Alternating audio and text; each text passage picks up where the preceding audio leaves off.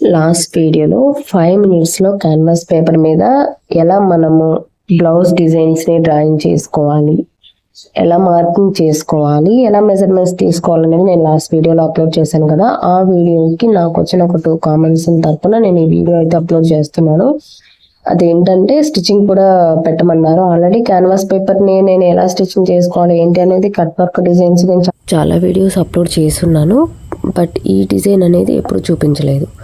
So present నేను cut చేసిన ఈ డిజైన్ని బ్లౌజ్ పీస్ అంటే బ్లౌజ్ని ఎలా స్టిచ్చింగ్ చేసుకోవాలి క్యాన్వాస్ పేపర్ని యూజ్ చేసి అనేది నేను ఈ వీడియోలో చూపిస్తున్నాను. స్టార్టింగ్ నుంచి ఎండింగ్ వరకు కూడా చూడడానికి ప్రయత్నించండి. ఎక్కడ కూడా స్కిప్ చేయొద్దు. స్కిప్ చేస్తే అర్థం అవ్వదు స్టిచ్చింగ్ కానీ కటింగ్ కానీ. సో స్టార్టింగ్ నుంచి ఎండింగ్ వరకు చూడండి. ఏమైనా డౌట్స్ ఉంటే కమెంట్ చేయండి. కొత్తగా మన ఛానల్ ఎవరైనా చూస్తున్నట్టయితే ప్లీజ్ సబ్స్క్రైబ్ చేసుకోండి. పక్కనే ఉన్న గంట సింబల్ని యాక్టివేట్లో పెట్టుకోండి. అలాగే మీకు ఏమైనా వీడియోస్ కావాలన్నా బ్లౌజ్ డిజైన్స్ కావాలన్నా కూడా నాకు కమెంట్ చేయండి, తప్పకుండా రిప్లై ఇస్తాను. ఓకేనా? ఇప్పుడైతే వీడియోలోకి వెళ్దాము. ఇది వచ్చేసి బ్యాక్ నెక్కి నేను ఎక్స్ట్రా లైనింగ్ అయితే తీసుకున్నాను. ఎక్స్ట్రా లైనింగ్ ఎందుకు తీసుకున్నా అంటే బ్లౌజ్ పీస్ అనేది ట్రాన్స్పరెంట్గా ఉంది. నేను చాలా డిజైన్స్ స్టిచ్చింగ్ చేసేటప్పుడు చెప్తున్నాను మీకు, ట్రాన్స్పరెంట్గా ఉన్న బ్లౌజ్ పీసెస్కి ఖచ్చితంగా ఎక్స్ట్రా లైనింగ్ అనేది తీసుకోవాలి, లేదంటే ఈ వైట్ షీట్ అనేది బయటికి కనిపిస్తుంది. సో నేను ఎక్స్ట్రా లైనింగ్కి ఇలా అటాచ్ చేసుకుని ఐరన్ అయితే చేసుకున్నాను. సో ఇక్కడ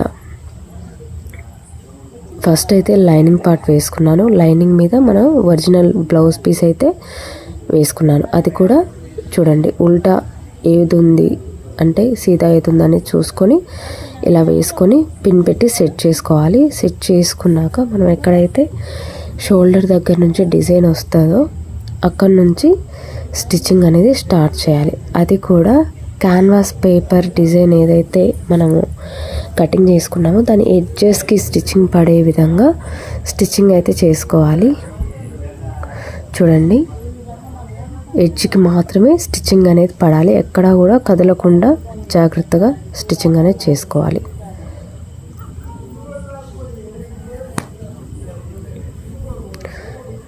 ఇలా స్టిచ్చింగ్ చేసుకున్నాక ఖర్చుమైన ఎక్స్ట్రా క్లాత్ ఉంచుకొని మిగతా ఎక్స్ట్రా క్లాత్ మొత్తం కూడా కటింగ్ అనేది చేసుకోవాలి.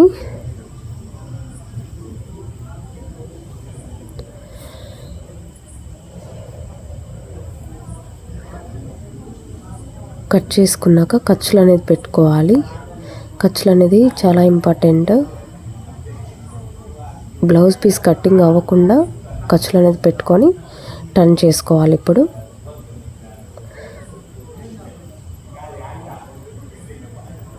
నీట్గా డిజైన్ మొత్తం కూడా ఇలా ఉల్టా వేసేసుకొని ఇలా కొంచెం కట్ వర్క్ దగ్గర ఇలా ఫినిషింగ్ చేసుకున్నామనంటే నీట్గా వచ్చేస్తుంది అనమాట. చూడండి, ఎక్కువ బ్రాడ్గా ఉండకూడదు. ఇటువంటి డీప్ నెక్స్ ఏంటంటే బ్రాడ్గా ఒక 1/2 ఇంచ్ తేడా వచ్చినా కూడా బ్రాడ్ వెళ్ళిపోతుంది, వీపు మొత్తం కూడా సెట్ అవ్వదు డిజైన్ అనేది. సో 2.5 పెట్టుకున్నాము అనంటే పర్ఫెక్ట్గా వచ్చింది ఇటువంటి డీప్ నెక్స్కి అనమాట, డీప్ డిజైన్స్కి. ఇప్పుడు ఈ ఎక్స్ట్రా క్లాత్ అంతా ఉంది కదా, దాన్ని అంతా కూడా ఇలా ఫోల్డ్ చేసి స్టిచ్చింగ్ చేసుకోవాలి. ఫస్ట్ అయినా స్టిచ్చింగ్ చేసుకోవచ్చు, లేదా స్టిచ్చింగ్ చేశాకైనా స్టిచ్చింగ్ చేసుకోవచ్చు. జస్ట్ ఇక్కడ ఎక్కడ కూడా ముడతలు రాకుండా మొత్తం కూడా ఎక్స్ట్రా క్లాత్ ఏదైతే ఉందో ఆ క్లాత్ మొత్తం కూడా ఇలా ఫోల్డ్ చేసుకోవాలి. సారీ అండి, ఫుల్ ఫీవర్ ఉంది.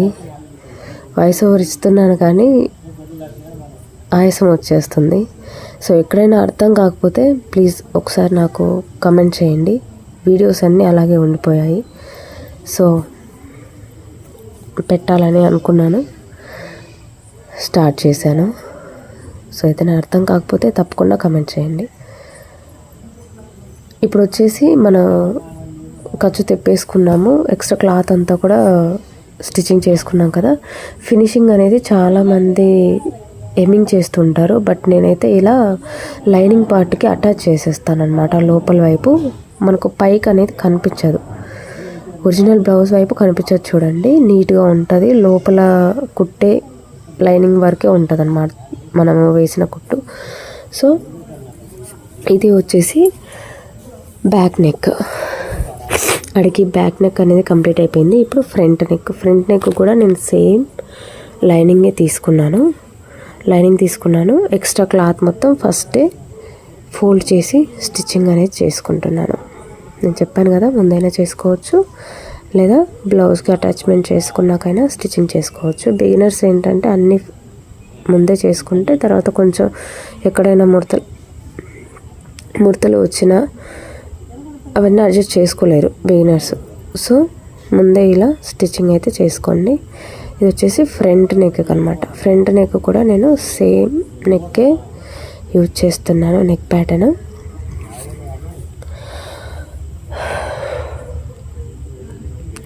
ఫస్ట్ లైనింగ్ పార్ట్ వేసుకోవాలి. లైనింగ్ పార్ట్ మీద ఒరిజినల్ బ్లౌజ్ పీస్ ఎలా అయితే డిజైన్ ఫ్రంట్ సైడ్ ఉంటుందో సేమ్ అదే విధంగా వేసుకోవాలి. వేసుకున్నాక వీడియోలో చూపించిన విధంగా మనము ముందుగా ప్రిపేర్ చేసి పెట్టుకుని క్యాన్వాస్ లైనింగ్ అటాచ్మెంట్ అనేది చేసుకోవాలన్నమాట. కరెక్ట్గా సైజ్ చూసుకొని షోల్డర్ దగ్గర మనం ఎక్స్ట్రా ఖర్చు అనేది ఆల్రెడీ ఉంచుకున్నాము. సో ఆ ఎక్స్ట్రా ఖర్చు అనేది జాగ్రత్తగా చెక్ చేసుకొని ఎడ్జ్కి అనేది స్టిచ్చింగ్ చేసుకోవాలి.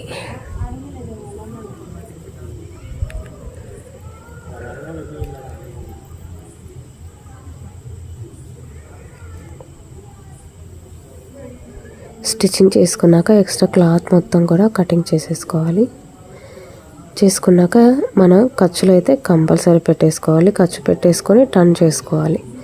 చూడండి, చాలా ఈజీ. క్యాన్వాస్ పేపర్ తోటి ఇటువంటి కట్ వర్క్ డిజైన్స్ ఎవరైనా కూడా ఈజీగా చేసుకోవచ్చు. చూడండి అసలు ఎంత బాగా వచ్చిందో కదా.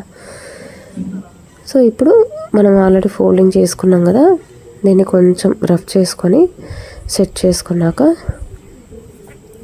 చూడండి పై పార్ట్ని బ్లౌజ్ పీస్ని పైకి అనుకొని లైనింగ్ మీదకి అటాచ్ చేసుకోవాలి. కింద మనం ఎక్స్ట్రా అటాచ్ చేసుకున్నాం కదా, ఆ పార్ట్ని ఇలా లైనింగ్కి అటాచ్ చేసుకోవాలి.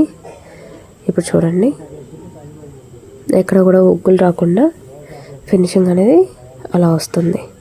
ఖచ్చితంగా ట్రై చేయండి. వీడియో ఒకసారి కాకుండా 2 times అయినా చూడండి. ఎక్కడైనా అర్థం కాకపోతే తప్పకుండా కమెంట్ చేయండి.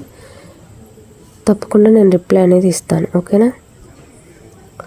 బిగినర్స్ అండి, ఇటువంటి క్యాన్వాస్ పేపర్స్ డైరెక్ట్గా మీరు కస్టమర్స్ కాకుండా మీరు ఫస్ట్ ఓన్ బ్లౌజెస్ కానివ్వండి, రఫ్ బ్లౌజెస్ కానివ్వండి, ఫస్ట్ ట్రై చేసి నెక్స్ట్ కస్టమర్స్కి కాన్ఫిడెంట్గా చూపించడానికి కూడా మీ దగ్గర బ్లౌజ్ అనేది ఉంటుంది.